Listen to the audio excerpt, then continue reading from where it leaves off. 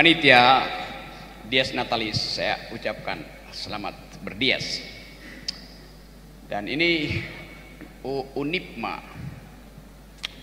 Universitas Pembuat Masalah.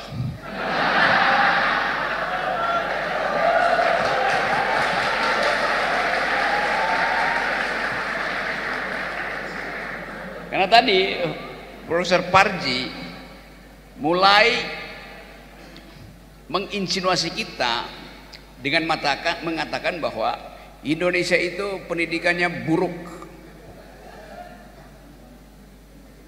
Lalu dia bandingkan dengan apa yang terjadi di Jepang. Satu sejarah yang kita tahu bahwa Jepang memang ditumbuhkan kembali oleh Kaisar Hirohito setelah Kaisar itu menyadari bahwa seluruh infrastruktur industri di Jepang dihancurkan oleh sekutu dengan percobaan pertama. Bom atom itu diledakkan di dua kota, Nagasaki dan Hiroshima, hancur. Tetapi Hirohito bilang tadi betul, bila saya masih punya sejumlah guru 10, 20, 30 apalagi, saya bisa bangun negeri ini kembali itu. Jadi infrastruktur pendidikan dipelihara, dibangun pertama-tama oleh Kaisar Hirohito. Dia menghormati profesi guru.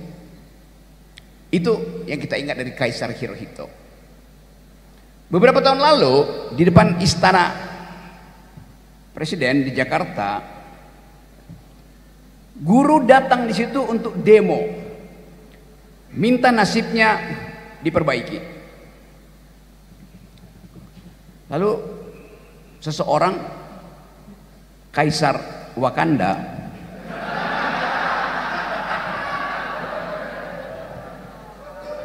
tanya pada aparatnya tuh.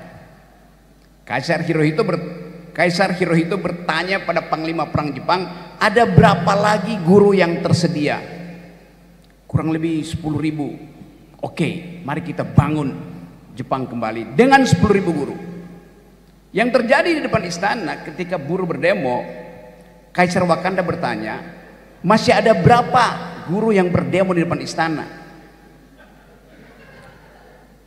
Kata ajudannya, masih ada 10.000 guru berdemo. Kalau begitu, mari kita kabur ke Kalimantan.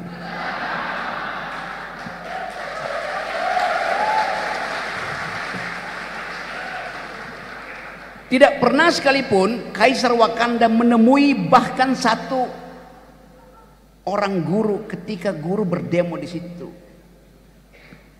Padahal tugas beliau diwajibkan oleh konstitusi, cerdaskan kehidupan bangsa. Hanya ada satu perintah yang wajib dilakukan oleh Presiden Jokowi, saya sebutkan sekarang namanya, yang diperintahkan oleh konstitusi, cerdaskan kehidupan bangsa dan pelihara fakir miskin. Tidak ada tugas lain pada Presiden Jokowi atau Presiden Prabowo nanti. Hanya itu tugas konstitusional Presiden, cerdaskan kehidupan bangsa, pelihara fakir miskin. Kalau kita tanya sekarang, seberapa cerdas bangsa ini? IQ nasional kita tinggal 78 di Asia.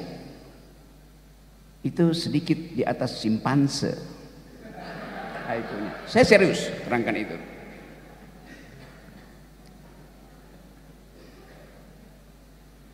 Apa yang terjadi pada kawan-kawan guru kita? 43% dari pemain pinjol adalah guru. Karena Presiden Jokowi tidak memilih mencerdaskan kehidupan bangsa. Tadi Profesor Parji ini kita debatkan itu. Siapa yang bertanggung jawab terhadap turunnya IQ nasional? Ketua BEM, UNIPMA, Satpol, Kepala Satpol Madiun. Ya presiden yang bertanggung jawab. Kenapa? Karena konstitusi bilang Tugas Ketua BEM adalah mencerdaskan kehidupan bangsa. Tugas Komandan Satpol Madiun mencerdaskan kehidupan bangsa. Lalu kita buka konstitusi, nggak begitu bunyinya. Yang ditugaskan mencerdaskan kehidupan bangsa adalah presiden. Baca undang-undang dasar. Jadi kita mesti tagih itu pada presiden. Walaupun sampai sekarang kok dikit-dikit presiden, ya memang ini sistem presidensial. Jadi kita mau pastikan bahwa malam ini kita harus jujur mengucapkan kritik sampai ke dasar. Itu intinya tuh. Saya balik pada soal tadi. Jokowi gagal mencerdaskan kehidupan bangsa. Apa hukumannya? Mesti ada hukuman. Tapi beliau tahu dia akan dihukum oleh masyarakat. Karena itu dengan cara cerdas, dia ingat prinsip Bung Karno. Beri saya 10 pemuda dan saya akan guncang dunia. Yang dia lakukan adalah dia sodorkan 1 orang pemuda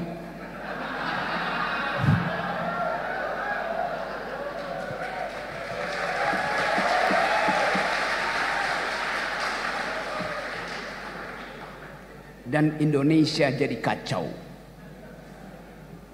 Anda bayangkan psikologi kita kalau nanti di situ ada Prabowo, di situ ada putra Wakanda. Apa Anda nggak mules setiap hari? Anda pasti mules. Saya mau terangkan itu sebagai problem. Ada rasa nausea, orang Perancis bilang, rasa mual secara psikologis. Karena Anda tahu genealogi, asal usul, asbabun nusul dari peristiwa pemilihan presiden kemarin. Fakta-fakta ini saya mau terangkan pada saudara. Karena seringkali kita dihipnosis untuk menerima seolah-olah kita nggak mampu untuk mengucapkan kritik. Sama seperti kasus saya. Sampai sekarang di Bareskrim ada 37 kasus saya tuh dilaporin. Jadi saya senang diundang oleh Unipma karena di sini saya jadi narasumber sebelum saya jadi narapidana.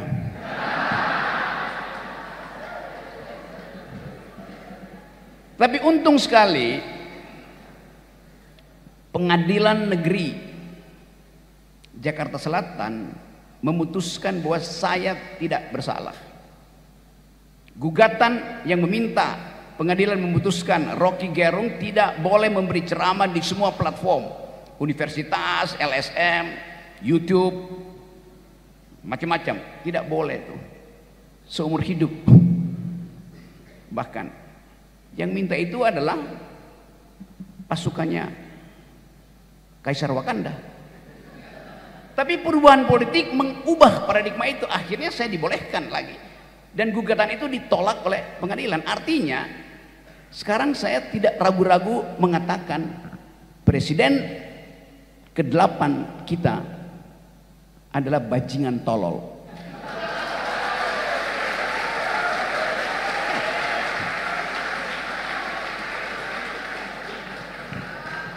Saya sebut presiden ke-8 ya, saya nggak sebut namanya. Begitulah kita harus secara tega mengatakan bahwa yang saya ucapkan itu dibenarkan oleh pengadilan. Karena pengadilan mengatakan dalil Pak Rocky itu, dalil saudara Rocky Gerung ada dalil akademis. Dalil untuk mengkritik kebijakan itu. Itu dasarnya saya anggap bahwa Unipma ini adalah universitas pencari masalah, bahkan mengundang saya itu nyari-nyari masalah. Tapi saya percaya bahwa masalah memang harus dihadirkan supaya ada sesuatu yang dipertengkarkan. Memang tugas universitas adalah membuat masalah, bukan menyelesaikan masalah. Tugas pemerintah menyelesaikan masalah, tugas universitas membuat masalah, modeling. Waktu Anda nulis skripsi, tesis, disertasi, bab pertama Anda adalah permasalahan. Apa masalah yang hendak Anda uraikan? Buat dulu masalahnya. Gambarkan itu di bab 1 tuh. Jadi sebetulnya saya balik lagi pada tema kita, polemik ketidakpastian sistem pendidikan ini. Ketidakpastian, bukankah itu semacam gugatan pada istana oleh kalian di bawah provokasi Pak Tarji? Ini polemik ketidakpastian. Kita berpolemik karena ada masalah yang Anda ucapkan, Anda lakukan, yaitu menggugat sistem pendidikan kita.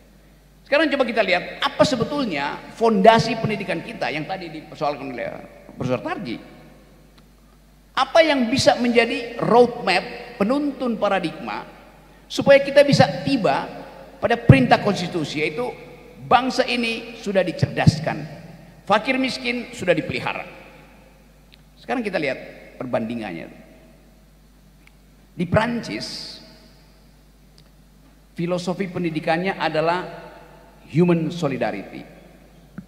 Solidaritas itu ditanamkan sejak umur dini seorang anak mulai bisa bicara. Kenapa human solidarity jadi dasar filosofi pendidikan Prancis?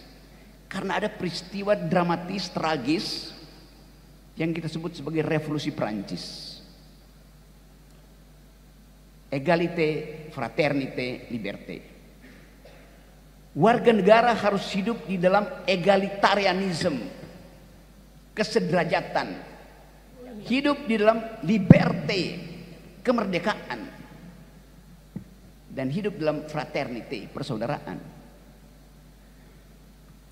3 prinsip itu dihasilkan melalui sebuah peristiwa yang terjadi di bulan Juli, di sebuah pagi di alun-alun kota Paris, ketika Raja Louis XVI diarak menuju alun-alun, ditaruh di bawah pisau gilotin, dan dalam 2 menit seret kepalanya putus. Padahal sebelumnya raja ini mengatakan, mahkota saya itu dipasangkan oleh Tuhan, karena itu tidak mungkin dia copot dari kepala saya. Rakyat membuktikan bukan mahkotamu aja yang bisa copot dari kepalamu, kepalamu bisa putus dari badanmu. Itu hasil dari revolusi Prancis yang menganggap bahwa Louis XVI keterlaluan karena dia mengklaim l'état c'est moi, aku adalah negara. Jadi peristiwa pertama itu yang kita ingat sebagai jejak pertama kedaulatan rakyat diucapkan, itu berdarah-darah hanya untuk mengembalikan kedaulatan rakyat. Kita ingat Prancis karena ada revolusi sosial di Prancis. Revolusi sosial artinya berubah rejimnya dari sistem kerajaan pergi pada sistem kedaulatan rakyat, berubah secara kualitatif. Itu filosofi dari sistem pendidikan Prancis. Karena itu sekarang tidak ada polemik di Prancis, semua orang terima prinsip itu. Bahkan prinsip itu diperluas menjadi prinsip penerimaan negara bahkan terhadap warga negara lain yang mencari suaka karena disolimi di negara lain. Dasarnya adalah kedaulatan rakyat. Kita bandingkan sistem pendidikan di Amerika. Di Amerika tidak menganut prinsip human solidarity, yang ada adalah liberalisme. Artinya setiap orang boleh bermimpi untuk mencapai cita-citanya asal dia mampu untuk berkompetisi. Itu intinya tuh. Karena Amerika tidak pernah mengalami revolusi sosial, yang ada revolusi kemerdekaan, membebaskan Amerika dari penjajahan Inggris. Prancis ada rakyatnya, rakyat Prancis. Amerika nggak ada rakyat. Semua rakyat Amerika, warga negara Amerika itu statusnya adalah pendatang, imigran. Siapa orang asli Amerika selain suku Indian yang kemudian tersisih? Warga negara Amerika sekarang adalah pendatang semua, imigran. Karena itu dimungkinkan setiap orang untuk mengklaim dia mampu untuk bersaing dan menjadi presiden. Walaupun Amerika hak pilih pada perempuan itu baru tahun 1920-an dikasih hak pilih. Tetapi akhirnya kita lihat bagaimana sistem yang liberal itu memungkinkan warga negara yang tadinya dianggap sebagai budak oleh masyarakat kulit putih bisa jadi presiden. Obama adalah contoh bagaimana kebebasan itu bisa menghasilkan mimpi yang dibawa oleh seorang kulit hitam. Karena ada kebebasan di situ tuh. Jadi sebetulnya kalau kita lihat dari sudut sejarah, pembanding kita adalah Perancis dan Amerika.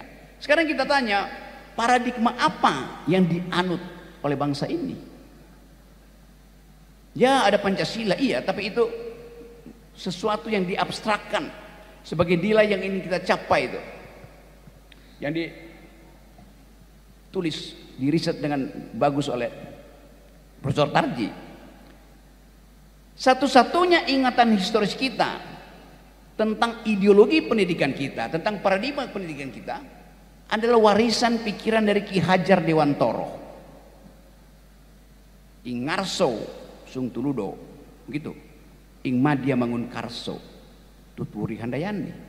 Tapi itu idealnya yang hari ini berubah menjadi ing ngarso sung korupsi,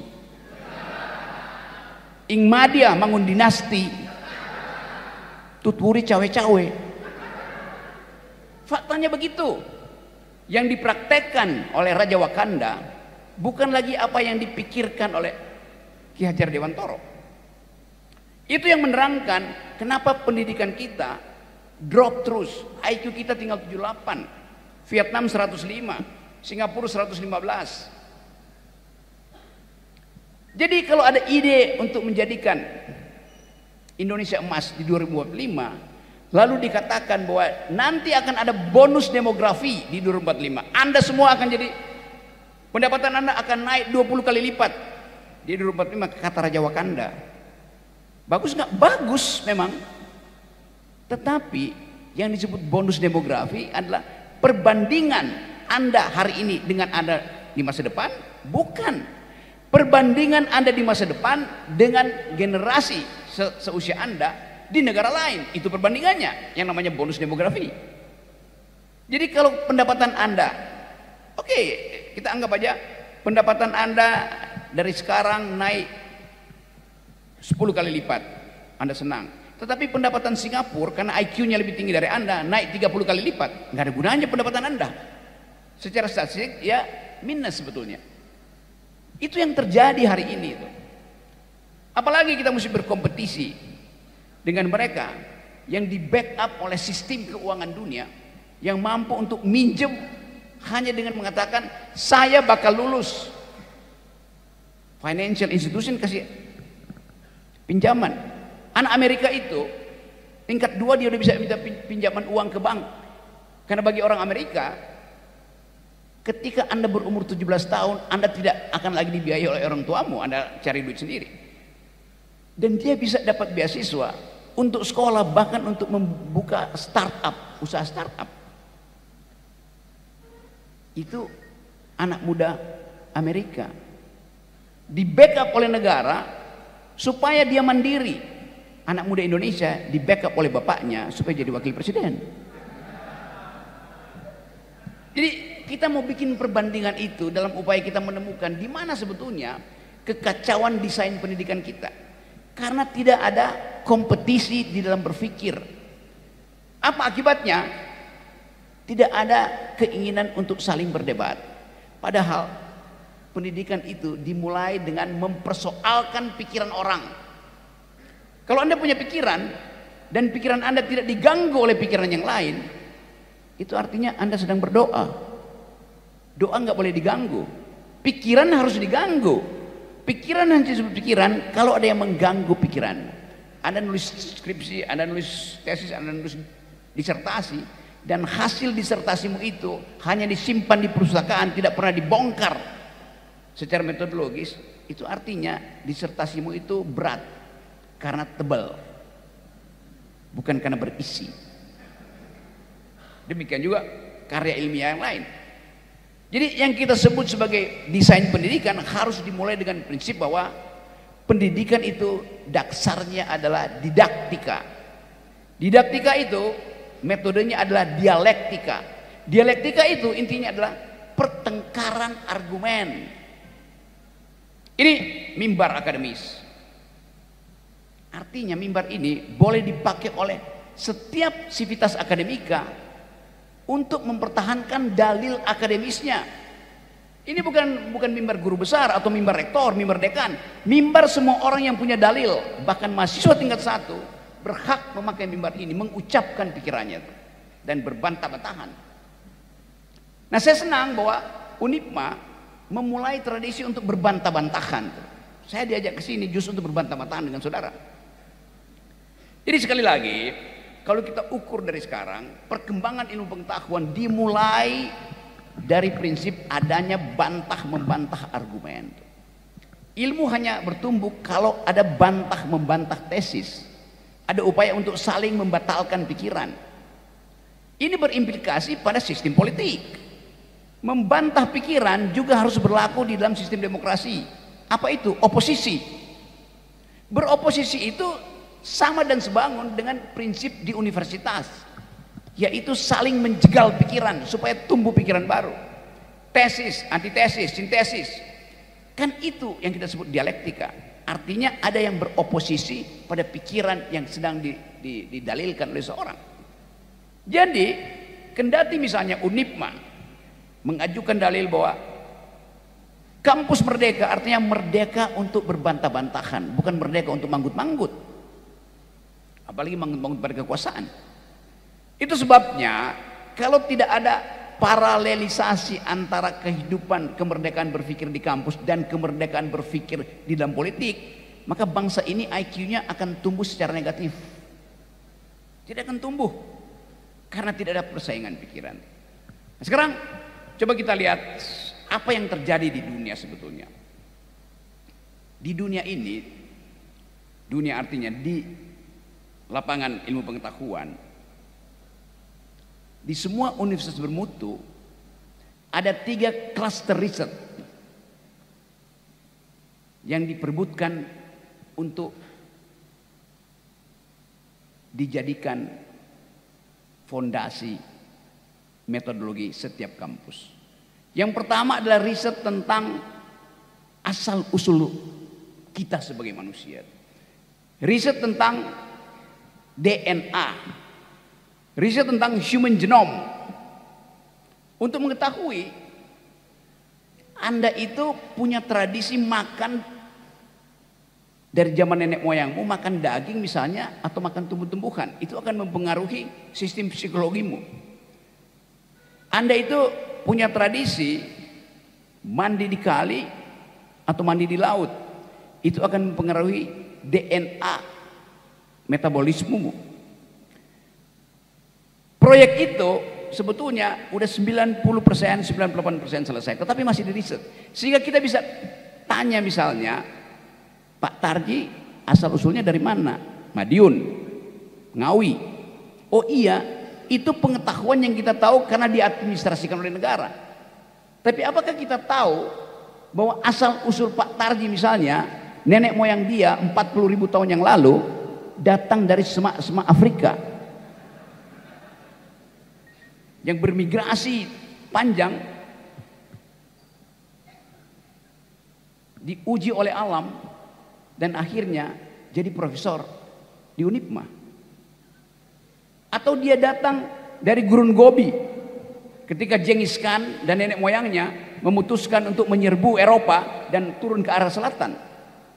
Peta itu ada, Anda bisa tes sekarang DNA-nya dan Anda bisa kaget kalau wajahmu wajah dia yang hitam pekat ini misalnya, oh dia ada gen kenabian di situ, gen kehabiban. Tapi begitu diuji DNA, ternyata DNA-mu itu 60-70% ada dari gurun Gobi. Maka Anda palsu sebagai Habib secara DNA, walaupun ada katam semua dalil teologi. Jadi itu memungkinkan kita untuk mengerti bahwa percampuran kebudayaan, percampuran darah sudah terjadi sejak 40.000 tahun yang lalu minimal. Sehingga nggak mungkin lagi ada yang mengklaim bahwa darah saya murni, darahmu tidak murni. Riset di bidang DNA masih berkembang untuk memungkinkan ditemukannya obat-obat yang lebih efektif, efisien. Kalau DNA-mu diketahui, ditrace ke belakang, oh pencernaanmu itu dari awal adalah pemakan tumbuh-tumbuhan.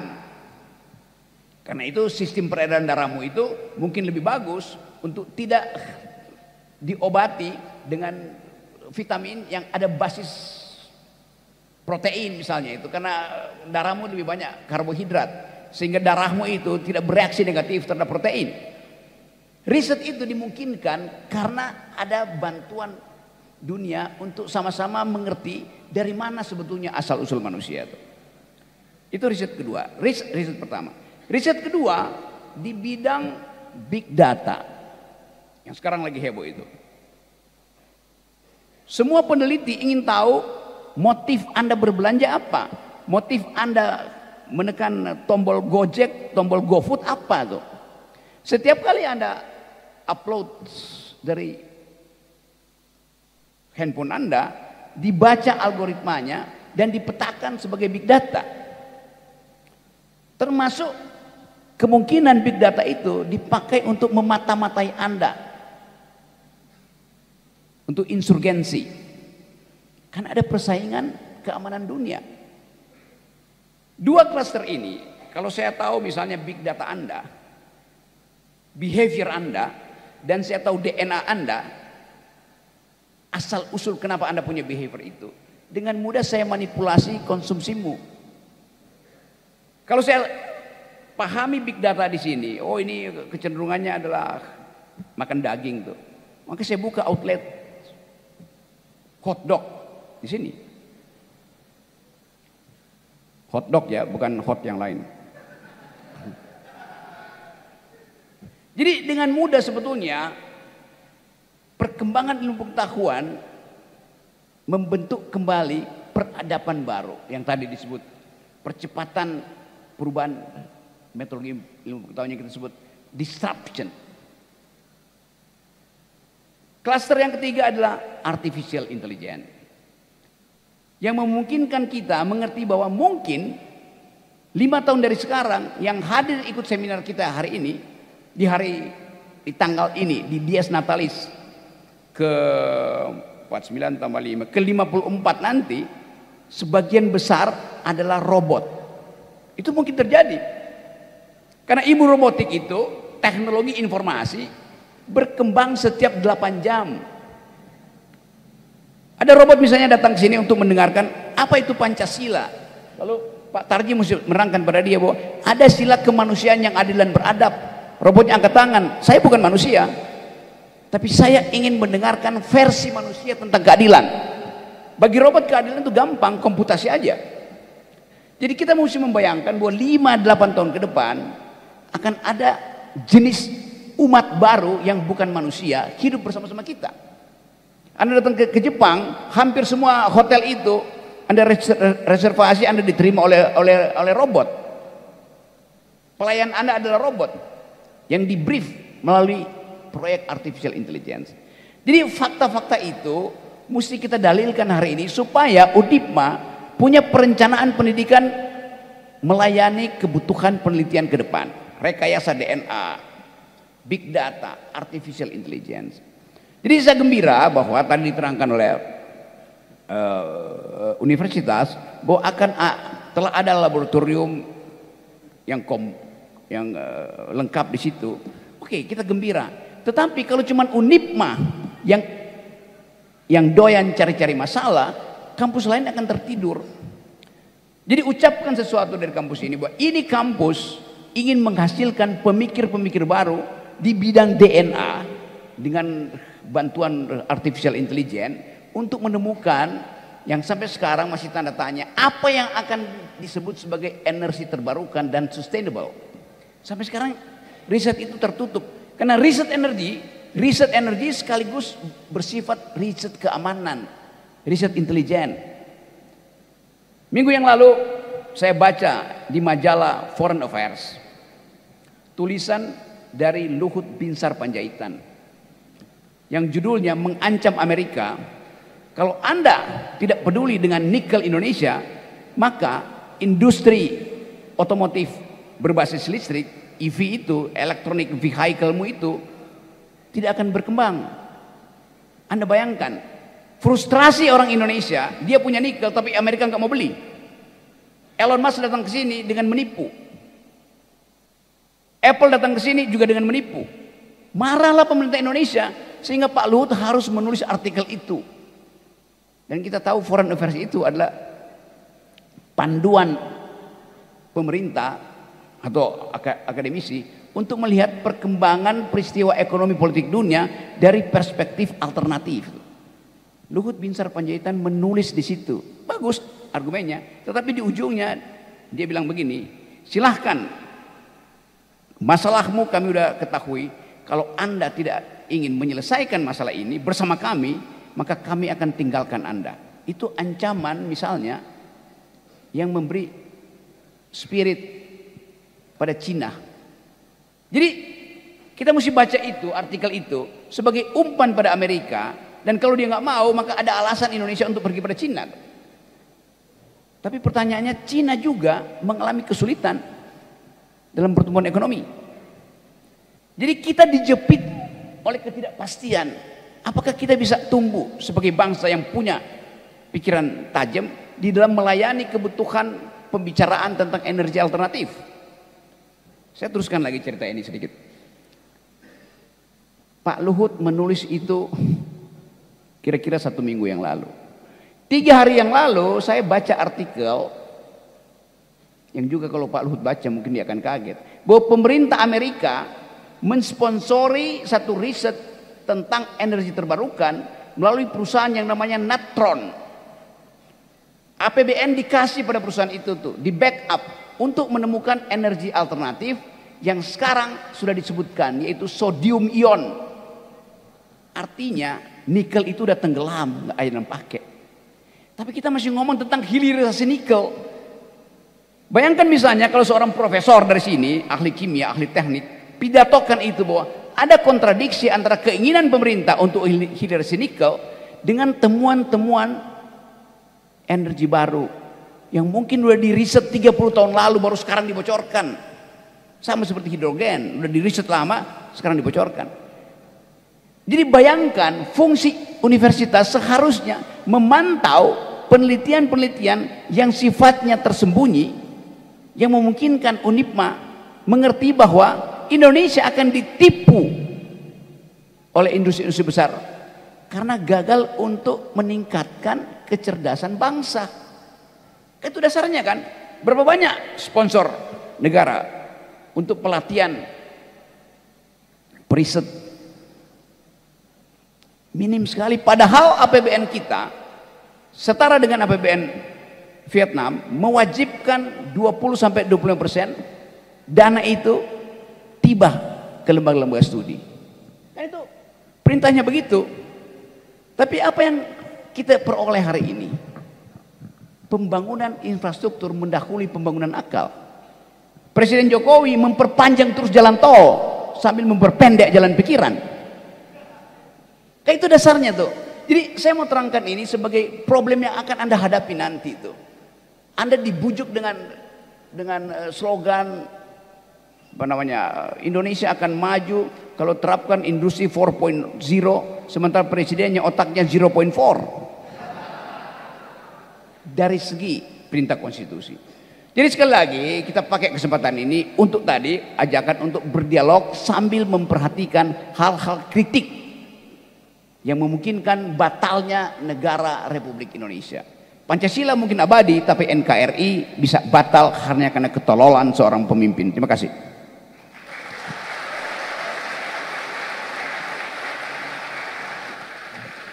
Baik, terima kasih Prof. Jadi di sini adalah tempat kita harus melakukan adu pikiran, ya Prof. Karena disitulah pendidikan berawal. Sekarang kita adu pikiran Prof Parji dengan Profesor Rocky. Setuju? Setuju. Oke, Prof. Parji mengatakan bahwa komitmen pendidikan kita kurang sehingga pendidikan itu menjadi tidak jelas. Komitmen pendidikan kurang dari sisi akses, mutu, relevansi, dan efisiensi manajemen. Begitu ya Pak? Sehingga hampir semua soal pendidikan itu hanya jadi jargon politik saja, tapi tidak menjadi esensi negara untuk mengurus pendidikan. Bagaimana Prof dengan pemikiran Profesor Parji? Ada poin yang menarik tadi, yaitu sebetulnya kalau kita periksa psikologi dari Prof Parji tadi, dia muak melihat gaya-gayaan elit di bidang pendidikan. Jadi kita bandingkan bahwa hardware kita ada BRIN, ada Dewan Guru Besar segala macam, tapi tidak ada satu niat untuk memastikan bahwa IQ kita akan naik 2% setiap tahun misalnya. Itu hanya bisa datang kalau di kampus dimungkinkan mahasiswa memberi kritik. Dan itu mengandaikan kalau mahasiswa mampu memberi kritik, artinya dia membaca lebih cepat dari profesornya.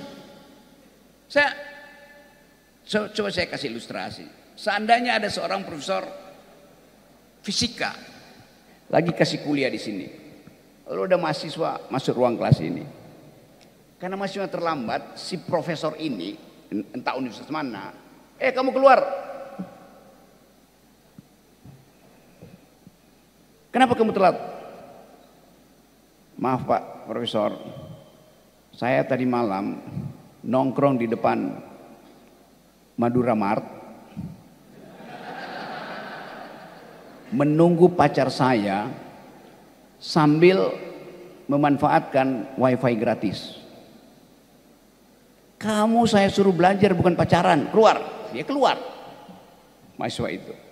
Tapi dia masih ingin tahu apa isi kuliah dari si guru besar. Maka dia keluar ruangan, tapi dia ke arah dinding, dia nguping dari jendela yang terbuka sebelah kanan tuh.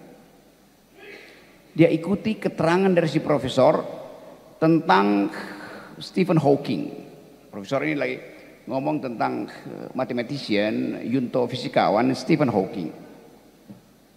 Anda baca buku-bukunya kan. Pada waktu si profesor sedang menerangkan, si mahasiswa itu tahu bahwa ada kesalahan di dalam keterangan si profesor. Karena dia tidak membaca bahwa ada riset terakhir yang diinisiasi oleh namanya CERN, satu laboratorium yang menguji percepatan akibat dari percepatan partikel terhadap kondisi-kondisi energi itu. Bahkan ingin dicari apa sebetulnya partikel pertama yang membentuk bumi ini. Percobaan itu kira-kira 2 bulan lalu dilakukan, dan itu yang memungkinkan orang untuk riset bahkan pada tingkat yang subatomik. Si anak muda tadi sebetulnya waktu dia lagi cari wifi di Madura Mart sambil nunggu pacarnya, dia membuka jurnal Nature. Dia temukan artikel itu. Maka dia sebetulnya ingin katakan, Pak Profesor, yang Anda ucapkan itu salah. Karena si profesor selama 3 bulan ini nggak membaca jurnal karena dia sibuk nyalek. Tetapi anak itu tidak diberi kesempatan untuk datang di sini, di forum ini. Nah, profesor yang baik, dia akan tanya, kenapa kamu terlambat? Pak, saya lagi cari wifi. Apa yang kamu cari? Saya lagi cari jurnal Nature terakhir tentang teori fisika teoritis. Nah, profesor yang berguna berakal sehat, dia bilang, sini, kamu datang sini. Kamu debat saya. Apa tesis terakhir dari jurnal Nature? Terjadi percakapan intelektual di situ tuh. Bahkan si profesor bilang, kamu gantikan forum ini, saya mau dengar kamu tuh. Itu namanya dialektika, itu namanya didaktika. Jadi arogansi para dosen di universitas itu membatalkan kritisisme dari mahasiswa itu. Arogansi dari para politisi membatalkan kritik oposisi. Itu yang nggak terjadi. Jadi betul tadi Pak Profesor bahwa ada desain yang salah di dalam mengelola pendidikan tinggi, bahkan dari sistem awalnya. Mungkin dari SMP udah kacau tuh. Karena itu yang mesti kita lakukan adalah ajarkan murid menggeleng, bukan mengangguk. Kalau dosenmu lagi ngomong, menggeleng aja, salah, bodoh, tolol, dungu. Sampai saudara dapat, saudara temukan tesis yang keliru pada uraian sang profesor. Lalu Anda angkat tangan. Pak dosen, menurut saya Anda keliru. Bukan minta izin, Pak dosen boleh saya minta izin bicara? Enggak. Mimbar akademis diberikan untuk mereka yang punya dalil. Dalil itu nggak perlu minta izin. Sekarang diskusi biasa, izin bertanya. Wartawan pun izin bertanya pada menteri. Lo wartawan itu punya hak untuk bertanya, nggak perlu minta izin pada menteri. Anda bayangin mental itu masuk ke dalam semua sistem hierarki politik, jurnalis, pengetahuan.